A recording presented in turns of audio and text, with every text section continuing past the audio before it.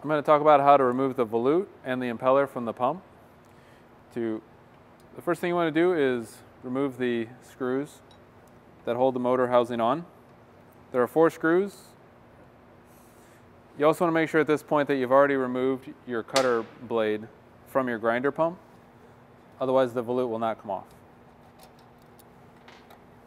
Once you have all the screws removed, carefully lift up on the motor.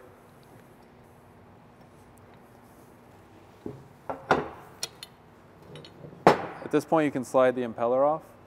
Check your impeller for any damage and see if it needs to be replaced. The other thing to check at this point is there's a wear plate at the bottom of the volutes. Check that for wear as well. If the wear plate is worn, on some of our models it can be replaced by removing these 3 screws. To reinstall everything, you want to make sure that the shims are still on the shaft.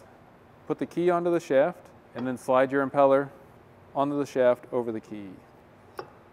Next, measure the gap between the wear plate and the impeller vanes. This gap should be 0.5 to 0.7 millimeters. Add or remove shims to meet the specification.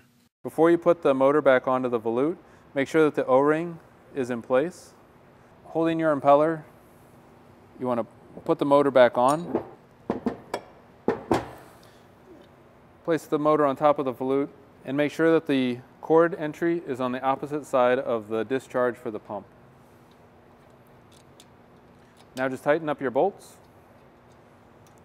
and your pump is ready to run.